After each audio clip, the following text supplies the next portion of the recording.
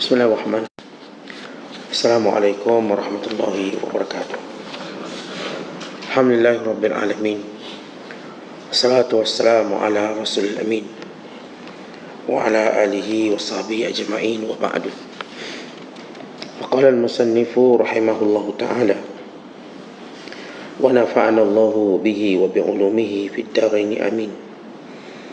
Telah berkata Imam al-Allamah Syekh Abdul Qadir Al-Jilani, semoga Allah Ta'ala merahmatinya dan kita mendapat manfaat serta barakah ilmunya. Wahai gulam, asuh dirimu untuk mengenali Allah Ta'ala, kerana yang demikian itu adalah pokok segala kebaikan. Jika engkau memperbanyakkan ketaatan kepada Allah, nanti dia akan mengurniakanmu kemakrifatan kepadanya. Sebab itu Nabi SAW telah bersabda yang bermaksud, jika seorang hamba mentaati Tuhannya, nescaya Allah akan mengurniakannya kemakrifatannya. Dan jika dia meninggalkan ketaatannya, malah Allah tiada akan mencabut kemakrifatannya itu, bahkan dibiarkannya di hatinya untuk dijadikan alasan ke atasnya di hari kiamat. Dia akan berkata kepada hamba itu, aku telah membezakanmu dengan kemakrifatanku dan mengutamakanmu dengannya, tetapi engkau tidak mengamalkan apa yang engkau tahu itu. Wahai gulam, tiada sesuatu yang engkau dapat daripada Allah Ta'ala dengan bernifak, berfasih lidah, bertutur petah, menguningkan wajah, memakai pakaian yang bertampas 1000 belah, bertangis-tangisan, mata membasah. Semua itu adalah dari perdayaan nafsumu dan syaitanmu serta syirikmu dengan manusia, kerana hendak memperolehi dunia. Sesudah berbicara kepada manusia, hendaklah engkau hinakan dirimu dan sembunyikan perkaramu dan lazimkan kelakuanmu seperti itu, sehingga dikatakan kepadamu, sekarang berbicaralah dengan nikmat Tuhanmu. Al-Putra Syam'un rahimahullah, setiap suatu karamah muncul di tangannya, dia lalu mengatakan pada dirinya, ini suatu perdayaan dari syaitan. Hal seperti ini terus berlaku padanya lama sekali, sehingga dibisikkan kepadanya, siapa engkau dan siapa ayahmu? Bicaralah dengan nikmat kami ke atas dirimu. Berkata Musa AS dalam munajatnya, wahai Tuhanku, berilah aku pesanan. Allah lalu berkata kepadanya, aku pesanmu supaya selalu ingat kepadaku dan mohon kepadaku. Musa AS terus mengulang-ulangi minta pesanan, minta pesanan lagi sampai 4 kali. Setiap kalinya dia mengatakan yang sama juga, namun jawapannya tetap sama pula dengan yang mula-mula. Ya Allah Ta'ala tidak mengatakan kepada Musa AS, mohonlah dunia hai Musa, atau mohonlah akhirat, ataupun umpama dia menyuruh, aku pesanmu supaya mentaatiku dan menjauhkan membuat maksiat kepadaku, atau aku pesanmu supaya memohon pendekatan kepadaku atau menjaga pengesaan terhadap dan beramal dengannya, atau aku pesan engkau membelakangi apa sahaja selain aku. Muslimin dan muslimat yang penonton yang dirahmati Allah sekalian, bicara Syekh Abdul Qadir pada pagi ini berkait dengan ma'rifatullah, keutamaan dan kelebihannya. Kemudian beliau juga menyebut tentang bagaimana bermuamalah dengan karamah yang dikurniakan oleh Allah Ta'ala kepada hamba-Nya yang terpilih.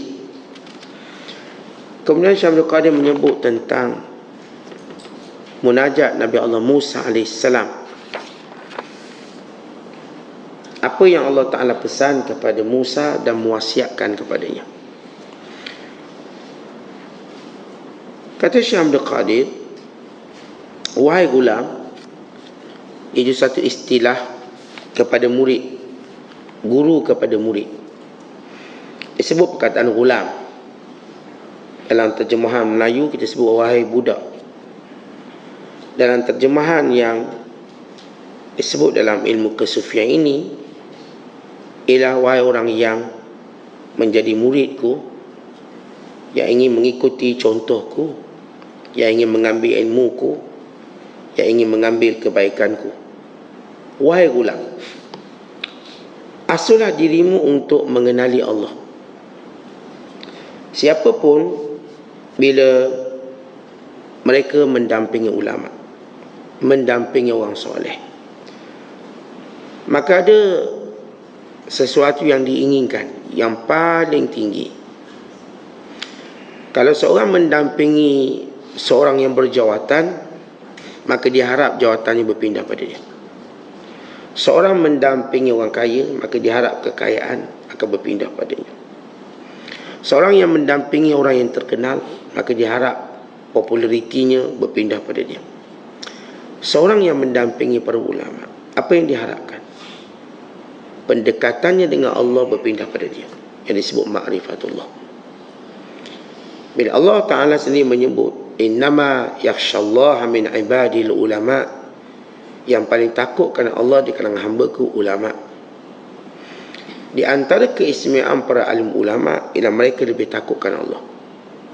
Mereka sentiasa berjalan di bawah hukum Allah, tidak pernah mengatasinya. Berbeza dengan yang selain itu, mereka ini cuba mengatasi hukum Allah. Percakapan mereka, perbuatan mereka, mereka tidak takut akibat daripada berada di atas hukum Allah. Maka para ulama yang soleh, mereka sentiasa menunjukkan sikap dan watak berada di bawah hukum Allah. Walaupun ada keinginan hawa nafsu, ada keinginan tabiat, kebiasaan, namun mereka berjaya tundukkannya. Justru itu mereka diberikan oleh Allah dengan ma'rifatullah. Perkataan ma'rifatullah dalam pelbagai versi terjemahan dan tafsiran, yang semuanya memberi maksud yang sama. Seorang yang mengenali Allah. Mengenali Allah dengan maksud bukanlah kenal namanya, bukan menghafal asma'ul husnanya, tetapi mengenali Allah dalam setiap pelakuannya, dengan melihat Allah menciptakannya, Allah memberi nikmat kepadanya, Allah yang menguasainya, Allah tempat dia kembali kepadanya, Allah yang akan memberikan kepadanya balasan. Dan mengenali Allah memberi maksud bahawa melihat matlamat hidupnya untuk melakukan ubudiyah, perhambaan pada Allah. Seorang yang disebut kenal Allah adalah seorang yang sentiasa dalam setiap gerak-geri, setiap tindakannya menunjukkan dia hamba Allah. Maka dia memang kenal Allah. Kalau seorang namanya pelajar, dia akan menunjukkan bahawa dia ni seorang pelajar, dengan pakaiannya, dengan lencana dia, dengan komitmen masanya. Bahkan semua memahaminya. Mak dia hantar dia ke sekolah, mak dia ingatkan dia pergi ke sekolah sebab dia ada komitmennya di situ. Maka selamanya dia rasa dia budak sekolah walau dia duduk kat rumah. Mak dia akan tanya, kerja sekolah dah buat belum? Kerja sekolah dah siap belum? Ni beg-beg sekolah dah masuk bukunya belum? Begitu kehidupan sehariannya diingatkan dengan sekolah, kerana dia murid sekolah. Semua orang ingatkan dia, mak, ayah dia. Tetapi orang yang disebut ma'rifatullah sentiasa diingatkan dia dengan Allah. Apakah Allah redha perbuatan tu? Apakah Allah suka dengan perbuatan kamu itu? Apakah Allah membenarkan kamu buat macam tu? Apakah Allah Ta'ala murka dengan perbuatan kamu? Semua dalam dirinya ialah Allah, Allah, Allah.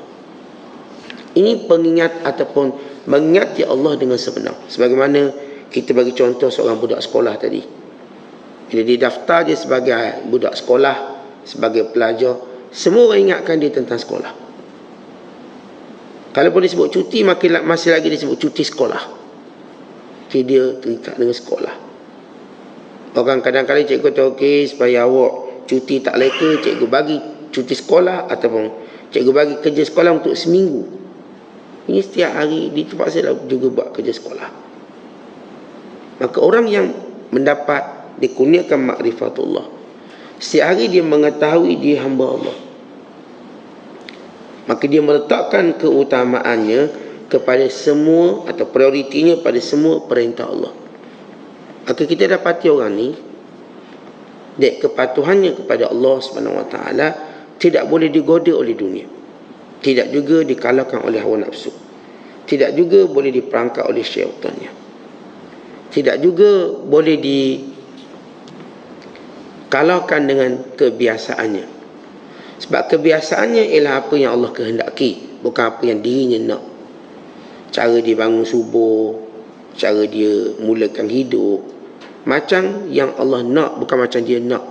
Maka setiap hari dia terus mengangkat nilai apa yang Allah nak pada dia, bukan apa yang dia nak. Seolah-olah dalam hidup ini bagi ahli ma'rifatullah ialah bukan untuk memenuhi apa yang dia nak, tapi memenuhi apa yang Allah nak. Kita atau dia ajar untuk berusaha jadi kaya, ada pangkat, ada sebagainya. Semua tujuan itu kita diajar untuk memperoleh apa yang kita nak. Kalau awak nak sesuatu, awak kena kerja kuat, awak kena belajar rajin, awak kena berani, awak kena siap untuk mendapati apa yang awak nak.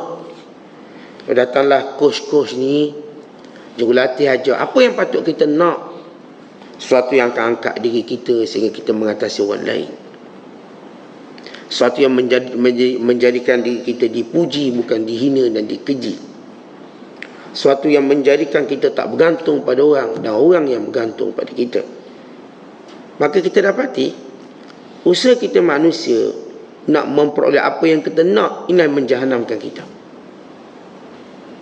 Bila kita diajar begitu, kita nak yang ni, maka kita pun berusaha ke arah tu, akhirnya kita jadi hina. Kita diajar hidup kat dunia untuk memenuhi apa yang Allah nak daripada kita. Siapa yang berusaha untuk memenuhi apa yang Allah nak pada dia, maka Allah akan berikan apa yang dia nak, bukan lebih daripada apa yang dia mahukan. Kita nak kebahagiaan kita, lalu kita pun mencipta elemen kebahagiaan kita. Rumah, kereta, pekerjaan, gaji, vacation, pelancongan atau holidaynya, kawan. Kita create benda-benda yang disebut sebagai hiburan untuk menjadikan kita bahagia. Tuan-tuan, dah ramai orang buat macam ni, mereka tak dapat apa. Dah ramai orang buat, patut saya katakan, mencetak kebahagiaan dengan versi mereka. Dan ini yang diwarisi turun-temurun. Kita perlu kaya, kita perlu ada ni, ada tu untuk bahagia. Artinya tidak. Kerana kita berusaha memenuhi kehendak kita, sedangkan Allah Ta'ala menciptakan kita untuk menuruti kehendak Allah. Maka seorang hamba yang terpilih, itu para Nabi, lihat bagaimana para Nabi dan para Rasul membentuk kehidupan mereka, apa yang Allah nak. Maka dalam kehidupan mereka sibuk mencari redha Allah, keampunan Allah, sibuk mencari Allah. Mereka mengenali diri mereka untuk mengenali Allah. Akhirnya Allah berikan kepada mereka dunia dan segala isinya. Allah berikan sekecil-kecil nikmat, cukup untuk menjadikan mereka bahagia. Cukup. Orang yang mencetak kebahagiaan miliknya, diberi besar pun nikmat, tak rasa lagi puas hati. Orang yang mencari kebahagiaan di sisi Allah, nikmat yang kecil cukup untuk dia rasa seronok dalam hidupnya. Angkali kalau ni sebuah mudah, bahasa mudah, kita makan nasi ikan masin pun sedap dah. Kita makan nasi dengan kuah-kuah panas tu cukup dah, tak perlu nak lebih-lebih. Dalam bahasa mudah, dalam kita menterjemahkan makna syukur pada Allah. Kita tuan-tuan tidur kat mana pun alhamdulillah, dah seronok dah. Kita tuan-tuan sekalian, apalah melancong belakang bukit rumah kita pun dah seronok dah. Allah dengan mudah berikan kita kenikmatan pada nikmat yang kecil, kepuasan. Sedangkan orang yang mencari kehendak dirinya, sebesar mana pun nikmat yang Allah beri padanya, dia rasa tak puas, dia rasa tak cukup. Akhirnya dia terus penat dengan memenuhi kehendak dia. Penat. Sebab dia akan dapati manusia tak macam yang dia sangkakan. Dan orang yang tak biasa muamalah dengan orang, dia ingat manusia ni bila dia kaya orang pun suka lah, dia ada jawatan orang pun suka lah. Tidak sebegitu. Maka datang watak pendengki. Kita bila hidup dalam kelompok para pendengki, kita tak akan selamat.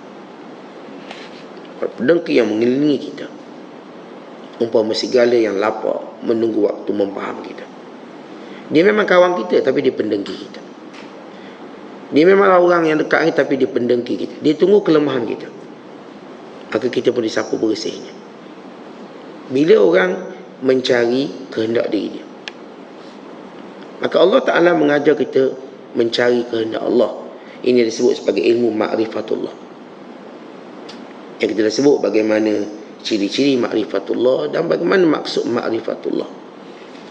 Ma'rifatullah ini ialah pokok kepada segala kebaikan. Yang kita sebut, segala kebahagiaan, segala ketenangan, segala nikmat datang daripada ma'rifatullah. Lalu Syekh Abdul Qadir menyebut cara mudah untuk mendapat ma'rifatullah. Cara mudah, memperbanyakkan taatmu kepada Allah. Maka nanti Allah akan beri makrifat. Ilmu yang kita belajar tidak lain melainkan untuk kita beramal. Kita dapat ilmu. Bagi seorang suami sebagai contoh, dia dapat ilmu, maka dia beramal untuk menjadi suami macam Allah kehendaki. Bagi seorang isteri, dia dapat ilmu, maka dia beramal dengan ilmu mengikut apa yang Allah kehendaki. Bagi seorang anak, dia belajar ilmu untuk dia beramal dengan ilmu ikut apa yang Allah kehendaki sebagai seorang anak. Maka semua orang dia faham tak, ilmu yang dia pelajari tidak lain dan tidak bukan melainkan untuk dia amal. Amal yang dimaksudkan ialah taat kepada Allah. Taat kepada Allah bererti dalam semua keadaan dia tahu apa perintah Allah. Kalau saya sebagai seorang anak, apa perintah Allah Ta'ala kepada saya sebagai seorang anak? Saya bukan faham perintah Allah sembahyang, puasa sahaja. Allah ajar saya dalam posisi anak, macam mana saya nak bersikap dengan mak ayah saya. Kalau saya seorang suami, Allah ajar saya bagaimana saya nak bersikap dengan isteri saya. Kalau dia ni seorang isteri dengan ilmu yang dia belajar, maka dia tahu bagaimana patut sebagai seorang isteri sebagaimana dikehendaki oleh Allah. Kita semua tak boleh guna kaedah ataupun keadaan kehendak kita, hawa nafsu kita. Seorang yang benar-benar mendapat ma'rifatullah, dia akan mentaati Allah mengikut keadaan di mana Allah Ta'ala letakkan dia. Dan kadang Allah letakkan kita sebagai orang yang tak ada kaitan dengan orang. Bila kita bukan anak sesiapa dengan maksud mak ayah kita dah mati, kita tak ada kaitan kita dalam posisi ini, okey, memperbanyakkan solat kita, baca Quran kita, zikir kita. Kadang-kadang kita ada, Allah letakkan satu pergantungan ataupun satu tanggungjawab lain yang kita tak mungkin boleh solat banyak-banyak macam orang lain, atau zikir banyak-banyak macam orang lain. Tak mungkin. Allah uji kita dengan mak ayah kita, maka seluruh pahala kita kat situ, seluruh kebaikan kita nak kat situ. Akhirnya kita tak boleh buat ibadat macam orang lain, sebab Allah dah berikan kita peranan itu. Kerana itu kita baca kisah Uwais Al-Qarni atau Uwais Al-Qarani, yang dia tak pergi haji. Dia tak pergi haji. Kenapa? Dia menjaga ibunya. Dia hidup pada zaman Nabi SAW, walhal bertemu dengan Rasulullah satu nikmat yang besar untuk menjadikan dia sahabat besar. Tapi suatu perkara yang kita tahu, kita dalam hidup ni kita pernah dengar untung besar. Tapi kalau kita silap langkah, kita rugi besar. Maka Allah uji Uwais dengan ibunya, maka dia memenuhi ujian itu. Maka Rasulullah menyebut namanya walau tidak bertemu dengannya. ada seorang lelaki namanya Uwais daripada satu kabilah Qaran, punya seorang ibu dan berbakti padanya. Pada batang tubuhnya ada penyakit sopak, lalu Allah sembuhkannya melainkan satu kadar dirham yang masih berbaki. Kalau kamu bertemu dengannya, mohonlah kepadanya supaya dia berdoa pada Allah, moga Allah ampunkan kamu. Rasulullah bercakap kepada sahabat dia tentang seorang lelaki yang tidak pernah bertemu dengan mereka. Kenapa? Kerana Uwais yang Allah berikan makrifatullah, dia tahu dalam kedudukannya ini ialah dia melaksanakan ibadat pada Allah dengan ibunya. Ada seorang sahabat namanya Anas bin Malik. Dalam satu peperangan Nabi sallallahu alaihi wasallam suruh dia jaga. Itu ibadat dia. Dia berlaku dalam satu peperangan. Maka kata Anas bin Malik, maka aku jagalah. Jaga dia tadi walaupun dia tak semayang. Maksudnya tak semayang sunat tak tu. Itulah ibadat yang Allah kehendaki daripadanya. Dia jaga tengok takut musuh menyelinap, musuh ni masuk. Itulah ibadat yang Allah kehendaki padanya. Inilah dia ahli makrifat. Dia tahu dalam kedudukannya apakah ibadat dia nak buat. Dia tahu. Ada seorang wanita yang solihah bernama Mu'adzah al-Adawiyah. Dan ada seorang lagi ialah isteri kepada Riyaz bin Qais. Ini wanita yang hebat, tabi'in masyhur. Dia tahu dia nak ibadat sebab dia dalam tahap ataupun orang yang memang dekat dengan Allah. Tapi tahu apa kewajibannya sebab dia isteri. Maka dia berkata kepada suaminya, "Wahai suamiku, apakah kamu punya hajat denganku? Kalau kamu punya hajat, maka aku akan bersama denganmu. Kalau tidak, maka aku akan ibadat pada Tuhanku." Ya, dia memahami posisi dia. Dia berkata pada suaminya, "Alakah hajat? Apakah kamu ada hajat denganku? Kalau kamu ada hajat, maka aku bersama denganmu. Maka seluruh malam aku bersamamu. Kalau itu hajat, kerana itu ibadat. Kalau kamu tidak mau bersama denganku, maka izinkan aku bermunajat dengan Tuhan." Maka kata suaminya, "Silakan." Kerana malam itu isterinya dah sebut, kalau nak perlukan aku, maka aku bersama denganmu. Kerana aku tahu itulah ibadat aku waktu itu yang paling afdal. Kamu tidak berkehendak denganku, maka aku mengetahui yang afdalnya ialah aku menyembah Tuhan. Baik, ini ahli makrifat. Kita kalau ahli makrifat, dia tahu posisi mana yang Allah perintahkan dia. Dia tahu posisi mana yang Allah perintahkan dia. Dia bukan memahami ibadat itu secara ritual. Tak kira lah saya nak semayang juga, saya nak ni. Memahami secara ritual. Maka dia lupa apa yang menjadi keutamaan ketika itu. Ni kita tengok ada sahabat dia nak pergi perang. Perang satu amalan yang hebat. Dia nak berperang, dia datang jumpa Nabi SAW. Rasulullah tunjukkan kepadanya ibadat yang lebih hebat pada itu, yang dengannya dia diperintahkan. Nabi kata, "Apakah kamu ada ibu bapa yang masih hidup?" Katanya, "Ya." "Kalau begitu, kamu pergi berjihad dengannya." Yani jihad kamu ketika ini bukan perang. Jihad kamu ialah jaga ibu ayah kamu. Itu jihad kamu. Dia ahli makrifat, tidak teragak-agak yang apa yang Nabi sebut. Dia tak ada kata tak kira saya nak perang juga, saya nak mati syahid. Dia tahu itu bukan ibadat dia. Itu bukan ibadat dia. Ibadat dia sebagaimana yang perlu dia tahu kedudukan dia dalam di kota Madinah. Ya, sahabat-sahabat semua nak mati syahid. Tapi keinginan mereka untuk memperoleh sesuatu bukan dengan syahwat. Keinginan mereka memperoleh sesuatu dengan ilmu dan makrifat. Orang macam kita, tuan-tuan, keinginan kita perlukan sesuatu kerana syahwat. Hatta dalam ibadat kita pun ada syahwat. Macam mana ibadat syahwat? Kita nak buat ibadat yang kita suka, bukan yang macam Allah suruh. Kita suka. Kalau seorang isteri, saya nak puasa sunat. Suami kata tak payah puasa sunat. Alah, saya nak ajak jalan makan-makan. Saya nak juga puasa sunat. Nak. Lihat syahwat dia dalam ibadat. sehingga dia lupa apa yang lebih utama untuk dirinya. Walau dia tahu seorang isteri tak boleh berpuasa dalam keadaan suaminya hadir, suaminya ada dan minta khidmat pada dia, maka kalau dia berpuasa hukumnya haram, berdosa, dia tak boleh pahala. La tasumul mar'ah wa zawjuha hadirun illa bi'idnih. Tidak boleh seorang wanita berpuasa dalam keadaan suaminya ada bersamanya, melainkan dengan izin dia. Tapi kerana syahwat ibadat, syahwat. Tentang hati-hati bila mana kita buat ibadat dengan syahwat kita. Apa maksud syahwat?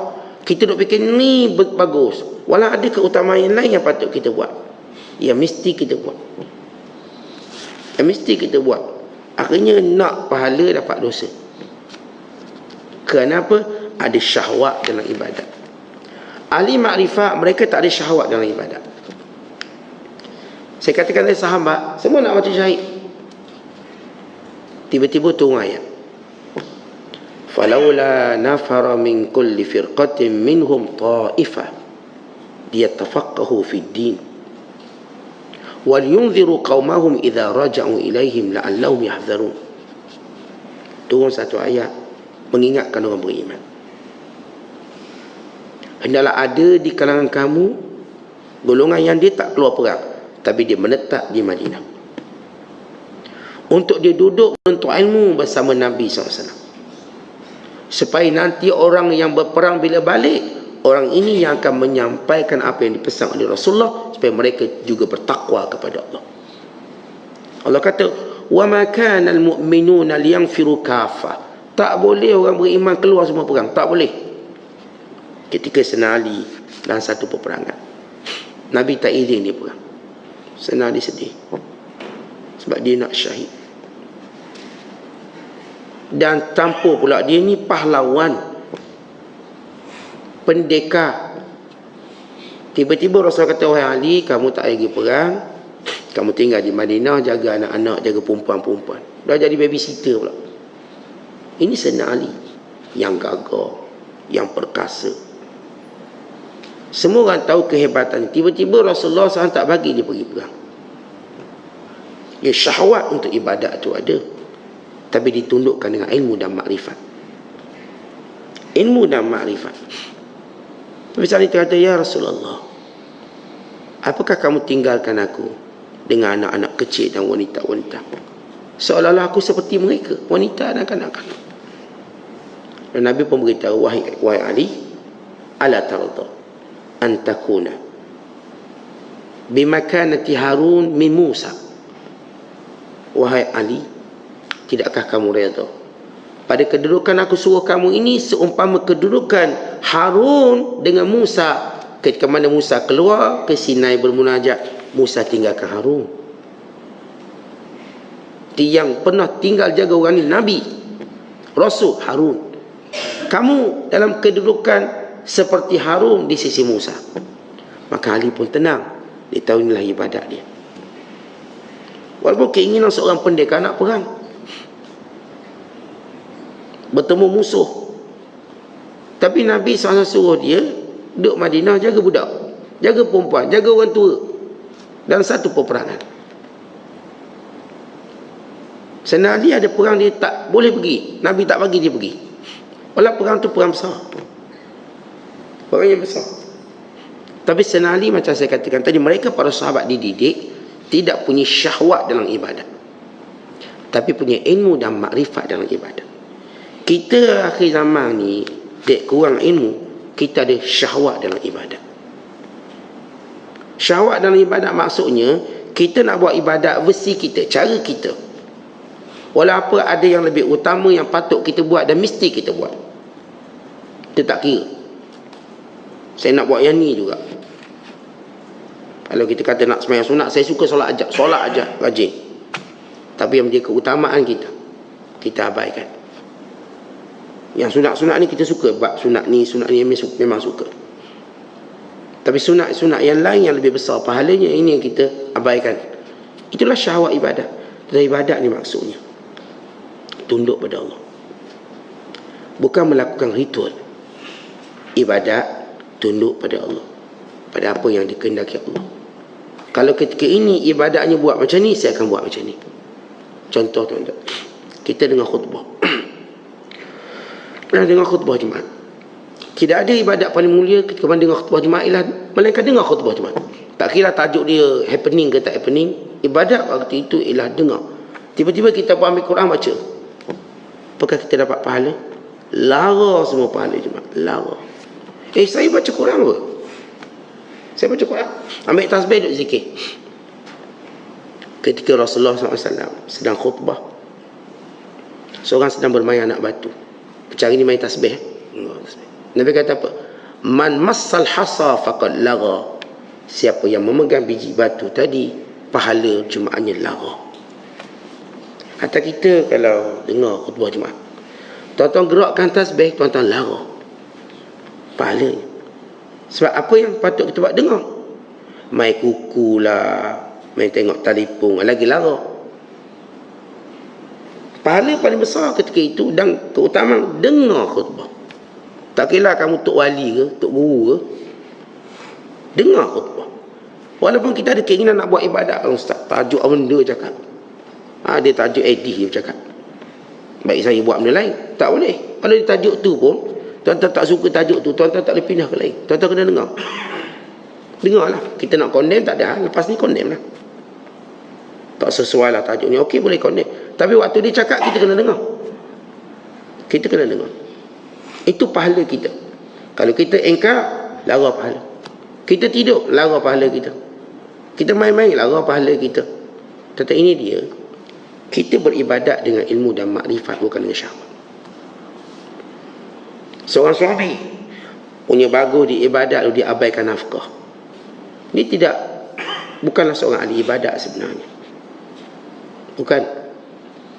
Kemana Nabi Isa AS.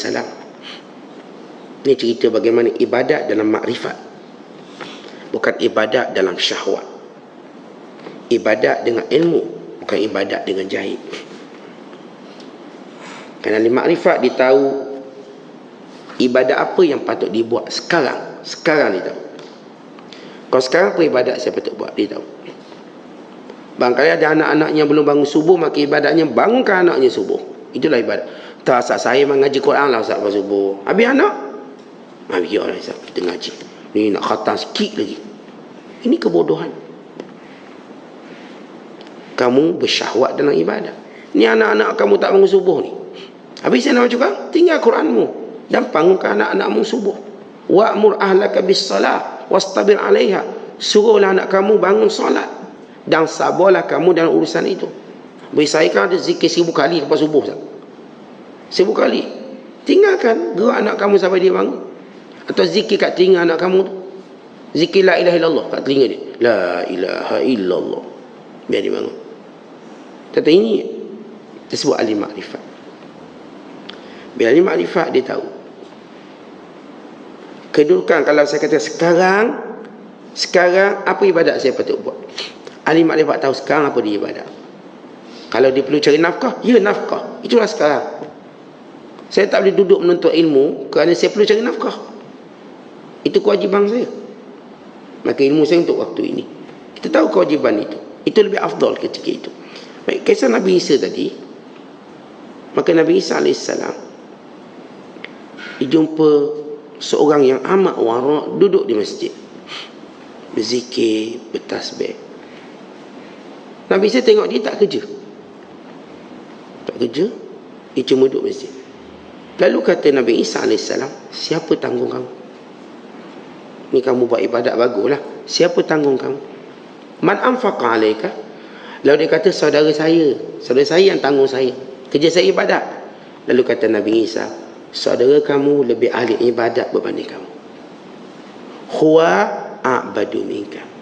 Saudara kamu yang cari duit, yang tanggung kamu duduk zikir dalam masjid, dialah sebenarnya ahli ibadat, bukan kamu. Apa maksud Nabi Isa AS? Kali kita tuan-tuan kena faham keadaan kita dan apakah ibadat patut kita buat. Para sahabat ridwanullah alaihim ajma'in, mereka ke masjid, mereka solat. Dan sebab itu mereka keluar mencari rezeki, kerana itu tanggungjawab mereka. Tidak ada lagi orang kelihatan dalam masjid, sebab masing-masing buat tanggungjawab. Kata Abu Hurairah, orang-orang Ansar mereka pergi ke kebun-kebun dan ladang-ladang. Orang-orang Muhajirin yang terkenal dengan perniagaan, mereka masuk pasar-pasar. Ini Abdul Rahman bin Auf, ini Uthman, semua ke pasar. Ni yang di syurga belaka. Ibadat mereka dengan ilmu dan makrifat, bukan dengan syahwat. Maka tak ada dalam masjid. Mereka orang memang tak ada kerja. Kata Abu Hurairah, yang ada kat masjid akulah, aku tak ada kerja. Kerja tak ada. Kalau kerja pun setakat kerja untuk cari makan, dah duduk sini. Dia panggil ahli suffah. Tapi kata Abu Hurairah, semua orang tahu tugas dia. Kita umat Islam ni jadi gagah. Saya sebut bukan kerana kita penuh kat masjid 24 jam. Oh, kuat dah umat Islam, masjid penuh 24 jam. Maghrib, Isyak, saat fardu ialah penuh ni sebelum. Lepas solat pun duduk masjid lagi. Pakat tidur masjid belaka, rumah hujua belaka. Umat Islam kuat macam tu. Umat Islam kan kuat dengan macam tu. Umat Islam kuat bila mana dia tahu fungsi masing-masing. Dia tahu fungsi masing-masing. Seorang ayah tahu fungsinya. Seorang anak tahu fungsinya. Seorang pekerja tahu fungsinya. Seorang majikan tahu fungsinya. Seorang da'i tahu fungsinya. Seorang ahli ekonomi tahu fungsinya. Seorang pemerintah tahu fungsinya. Yang dikehendaki oleh Allah. Maka inilah ahli makrifat. Sebab tu kita tengok ahli makrifat, dia tak buat ibadat macam kita. Ya, kita mengira membilang berapa banyak. Tetapi dia melihat bahawa setiap tempat ada ibadatnya. Setiap waktu ada ibadatnya. Setiap masa ada ibadatnya. Setiap orang yang dia berhadapan ada ibadatnya. Bila berhadapan dengan pemimpin ada ibadatnya. Amar ma'ruf nahi munkar. Bila berhadapan dengan isteri dan anak-anaknya, maka ada ibadatnya. Pelihara isteri dan anak-anaknya daripada neraka. Ya ayyuhalladzina amanu qu anfusakum wa ahlikum nara. Orang beriman, jagalah isteri kamu dan anak-anak kamu daripada api neraka.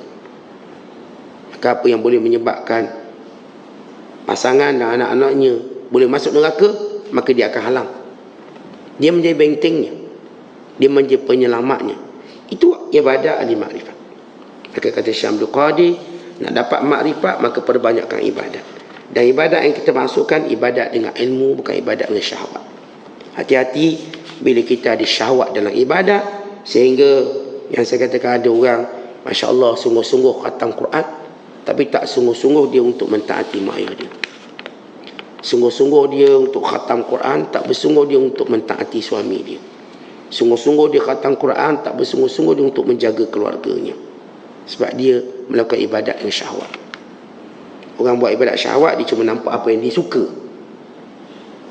Dia tak nampak apa yang dia disuruh. Ahli makrifat, dia buat ibadat berdasarkan apa yang disuruh, bukan apa yang disuka.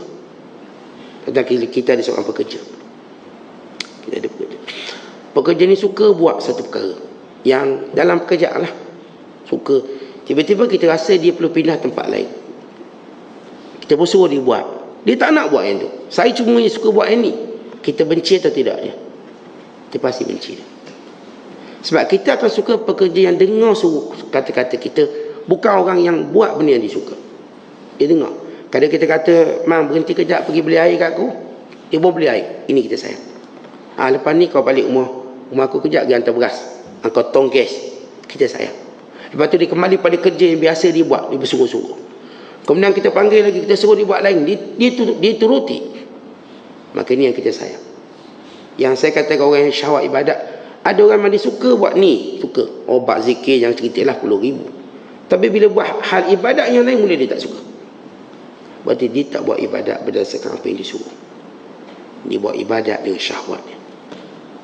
Dia kalau bak ni dia suka. Menuntut ilmu baguslah. Dia suka sangat menuntut ilmu. Saya suka usaha. Tapi dalam hal perintah Allah yang lain, dia mula tak suka. Mungkin dia ponteng kerja dia di sekian-sekian. Maka itu tak betul. Itu bukanlah buah daripada apa yang kamu peroleh daripada ibadat.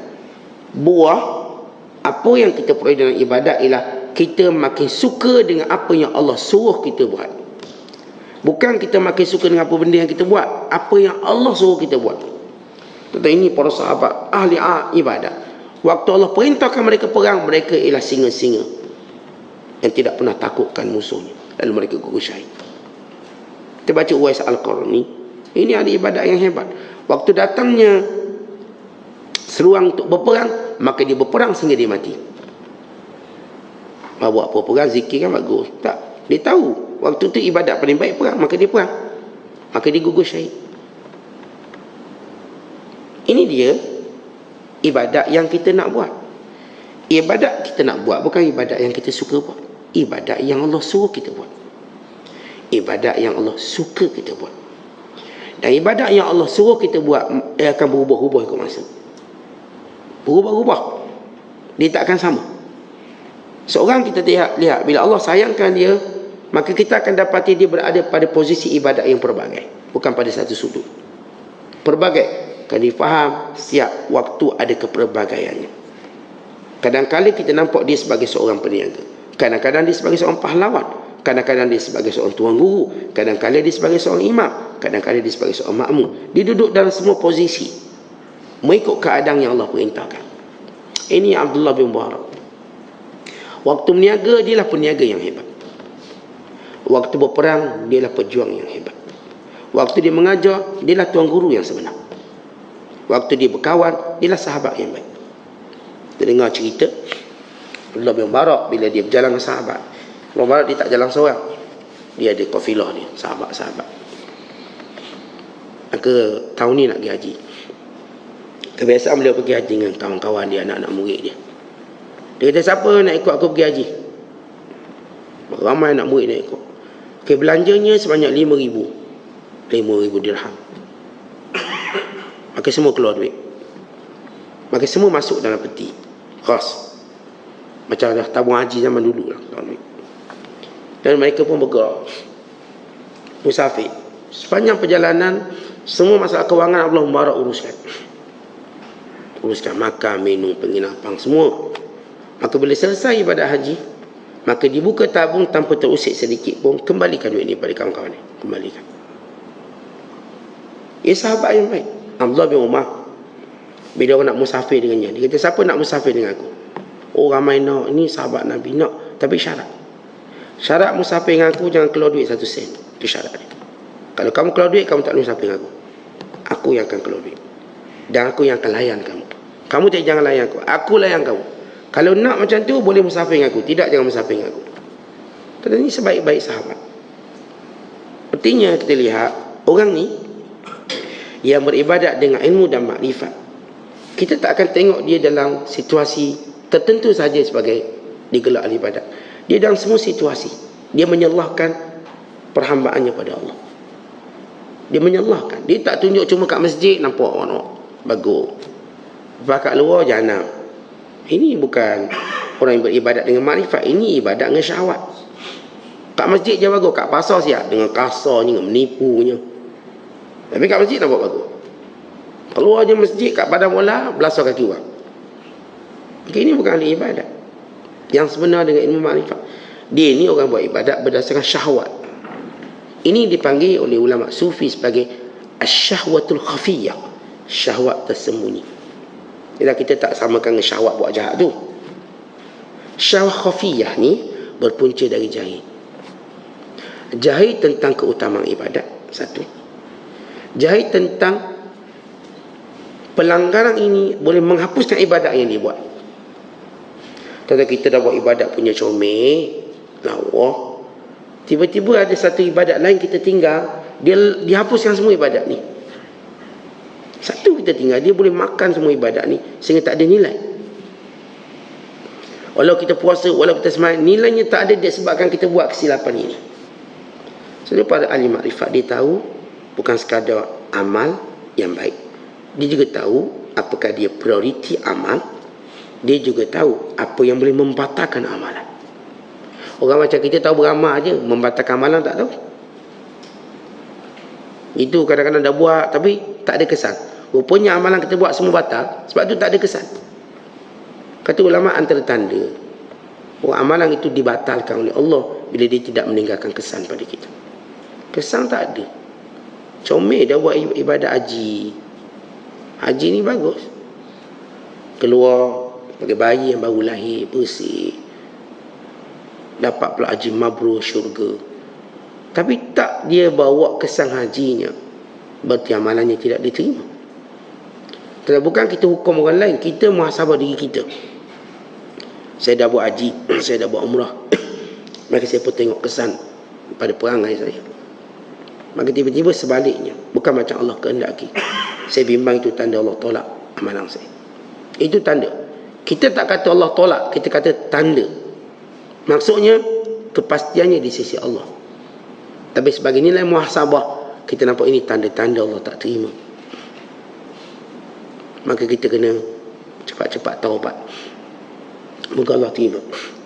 Kita tak kata Allah tak terima, kita kata tanda-tanda. Tuan-tuan kena bezakan dengan istilah kita sebut tanda, dengan istilah kata tak diterima. Tanda maknanya kita tak ada ilmu gaib untuk mengetahui amalan tu Tuhan terima atau tidak. Saya tak ada ilmu gaib tu, tuan-tuan pun tak ada.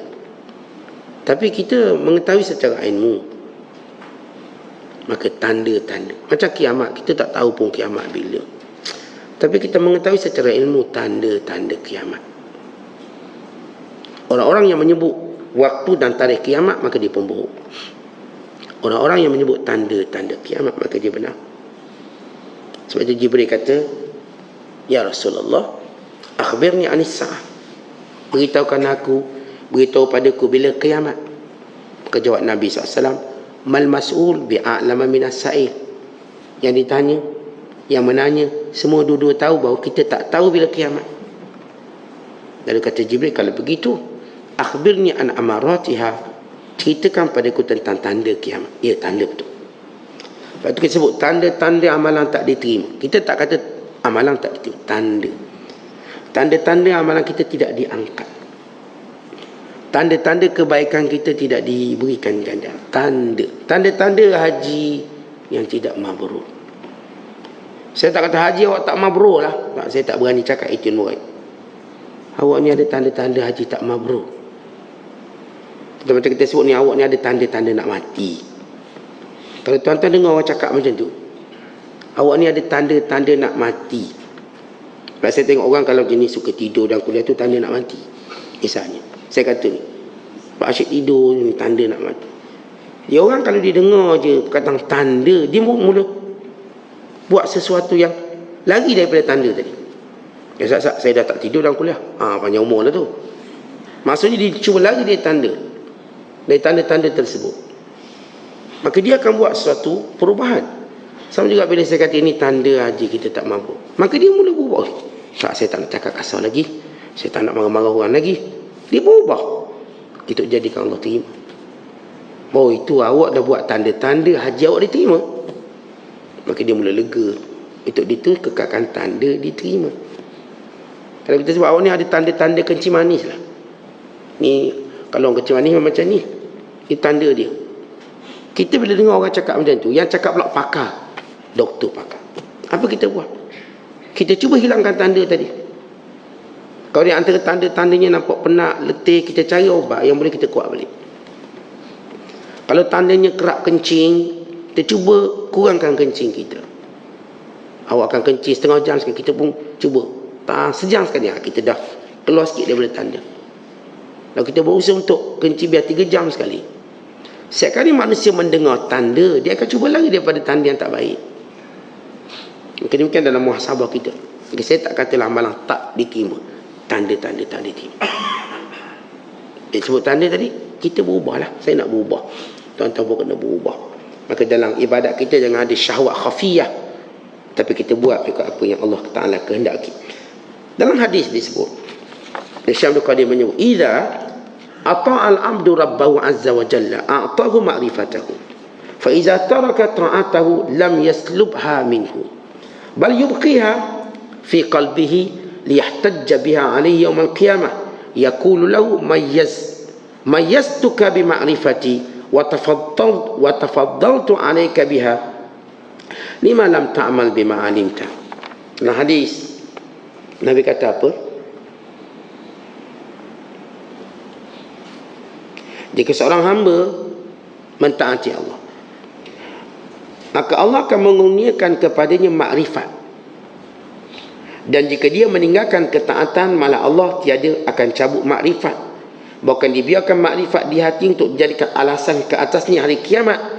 Dia akan berkata pada hamba itu, aku telah membezakan kamu dengan makrifatku, dan utamakan dengannya, tapi engkau tidak mengamalkan apa yang kau tahu. Baik, hadis ini, bila seorang buat taat, kita buat taat, apa faedah dia? Allah beri makrifat. Tiba-tiba orang ni tinggalkan taat, tak semayang lagi, tak semayang, tak puasa, dah tak tutup aurat, semua benda lah. Makrifat pada Allah masih kekal di hatinya, walau tidak pada tubuh badannya. Untuk apa? Untuk dijadikan hujah kiamat kelak. Allah akan berfirman, bukankah dulu aku dah beri kamu makrifat, kamu dah tahu syurga, neraka, dosa, pahala, azab dan ancamanku, kamu tahu, dan dengannya dulu kamu beribadat padaku sehingga datang balik kelalaianmu, lalu kamu durhaka padaku. Sedangkan kamu tahu benda ni, untuk Allah hukum dia lebih pada orang lain. Kita, tuan-tuan, kita saja biarkan dia tahu supaya kita dapat jadikan apa yang ditahu itu untuk hukum dia lebih kuat. Kan awak tahu mesyuarat aku sekian, awak tak datang kenapa? Tahu dia tadi menambahkan azab. Dia tahu anak, kan abah dah cakap jangan buat macam ni. Dengar kan abah cakap kan? Abah dah cakap semalam kan? Ya. Untuk kita terus marah dia sebab dia tahu. Maka demikian sebahagian hamba Allah. Asalnya Allah beri dia makrifat sebab taat, kemudian ditinggalkan taat. Tapi dia tahu perbuatan dia salah, dia tahu. Contoh kita tanya pondang-pondang ni, awak ni tukar jantina tahu tak salah? Tahu. Makna makrifat tu ada dalam diri dia. Habis awak buat juga kenapa? Awak buat juga. Kita tanya awak tak semayang, awak ni tak semayang, tahu tak Allah marah? Tahu. Sebab dulu saat saya mengaji pondok saya semayang, sekarang ni je sibuk. Tapi awak tahu tak salah? Tahu. Makna dia ada makrifat tu. Maka Allah akan jadikan apa yang dia tahu untuk menambah azabnya pada hari kiamat kelak. Artinya apa yang nak sebut dalam hadis ini, seorang bila taat pada Allah, Allah akan beri dia makrifat. Maka kekuatan makrifat itu akan bezakannya. Tapi makrifat itu adalah kekuatannya. Orang yang punya kekuatan makrifat, dia akan terus maintain ibadat sehingga bertemu Allah. Yang tak kuat cuma tinggal ilmunya, tidak amalnya. Jadilah dia seperti ahli kitab, ilmunya ada, amalnya tidak. Maka Allah jadikan sebagai hujah pada hari kiamat kelak. Kemudian kata Syekh, wahai gulam, tiada sesuatu yang engkau dapat daripada Allah Ta'ala dengan nifak. Kita kalau nak dekat dengan Allah, kita tak boleh bersifat nifak. Walaupun pasir lidah kita bertutup peta, walau kita kuningkan wajah. Apa maksud kuning wajah? Kuning wajah maksudnya puasa. Kita boleh puasa, muka pun nampak pucat, apa kuning muka. Ini istilah menguningkan wajah. Dia kerana dua sebab, kata ulama. Pertama sebab kurang makan, yang kedua sebab kurang tidur. Bila kita kurang makan, kurang tidur, darah pun kurang. Darah kurang, maka muka pun nampak macam pucat dan kekuningan. Jadi sebahagian orang dia cuba untuk tunjuk seolah dia buat ibadat kuat, maka nampak tubuh lembek, nampak muka pucat. Dia nampak pucat, ialah saya jarang tidur malam. Dia mulai, dah. Dia nak tunjuk. Nampak kurus sebab dia kurang makan. Sebab itu Nabi Isa AS dalam nasihat dia pada muridnya supaya menyembunyikan ibadat. Kalau kamu berpuasa, minyakkan mulutmu sehingga menyangka kamu baru sudah makan. Orang tak perasan puasa, baru sudah makan nasi, minyak lah konon. Jangan nampak kekuningan wajah. Bila kamu jalan nampak tunjuk kuat, jangan tunjuk macam kamu puasa ni, kuatkan. Jangan tunjuk macam tak cukup tidur, biasa kuatkan. Kadang-kadang kita saja tunjuk tak cukup tidur. Nampak dalam kuliah asyik tidur, semalam ke yang mulai. Tak payah tunjuk lah, terus tegang mata kita. Salah orang tak tahu kita qiyam mulai semalam, misalnya. Tapi ada orang cuba tunjuk, mengantuk lah. Kenapa mengantuk? Semalam qiyam, kedua pagi qiyam. Satu ngantuk ni tak tidur lagi. Tak perlu ditunjukkan. Taklah kita kata dia riak, itu riak dengan Allah lah. Maksud daripada perkataan ini, tak perlu kamu tunjukkan ini. Kemudian pakai pakaian bertampar, menangis. Allah Ta'ala tidak didekati dengan gambaran itu. Allah didekati dengan hakikat, dengan hati yang ikhlas. Bukan sekadar kamu tunjuk gambaran, tapi hati kamu nifak. Hati kamu untuk manusia. Nifak bila seorang itu dia amat inginkan pujian di sisi manusia. Orang beriman sebenar, tuan-tuan sekalian, apapun nikmat yang Allah Ta'ala berikan padanya disembunyikan seketika. Sehingga datang perintah Allah untuk berkata, bicaralah. Kenapa? Dia bimbang. Orang yang membicarakan nikmat Allah ni ada dua keadaan. Yang pertama, dia berbicara dengan nikmat Allah yang Allah beri pada dia untuk membicarakan pemberinya. Saya sihat tu badan, alhamdulillah, anak-anak saya sekian-sekian. Untuk dia promo pemberinya Allah. Dan kita lah kalau kita nak puji seorang baik, ni kereta ni dia bagi, baju ni dia bagi pada saya, ni belanja pun dia bagi. Kita rujuk pada orang yang memberi, bukan pada kita.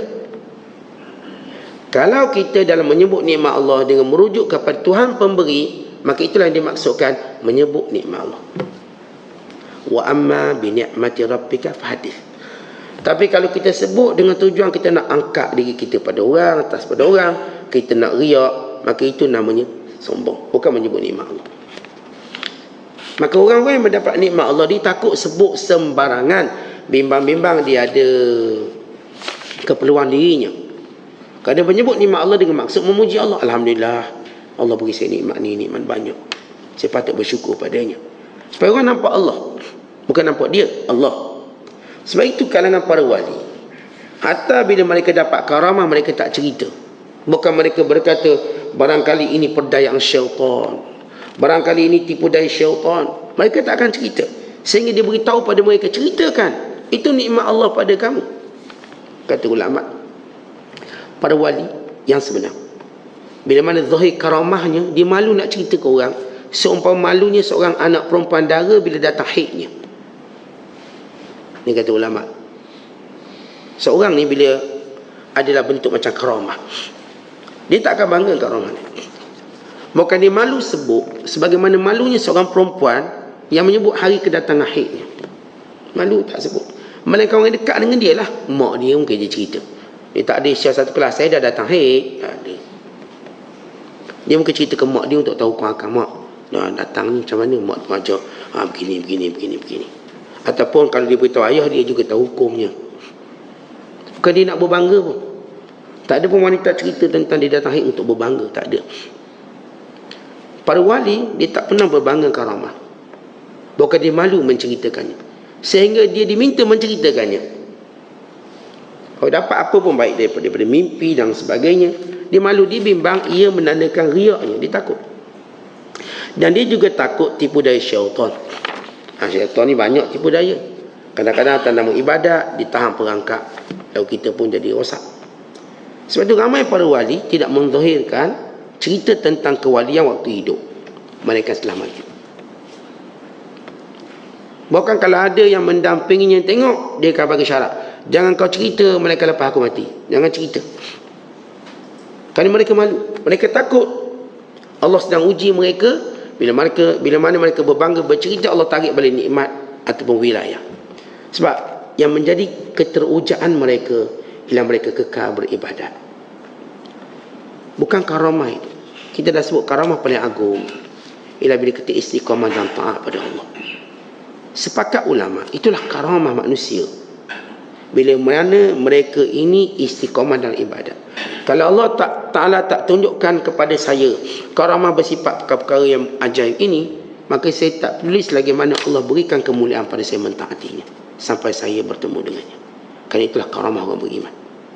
Karamah orang beriman ialah kekal taat padanya dalam apa situasi, susah, senang, sibuk, lapang, dalam keadaan dia bujang, dalam keadaan dia kahwin, dalam keadaan dia muda, dalam keadaan dia tua, dalam keadaan dia miskin, dalam keadaan dia kaya, bersendian bersama kawannya, sama istiqamah dalam ibadat.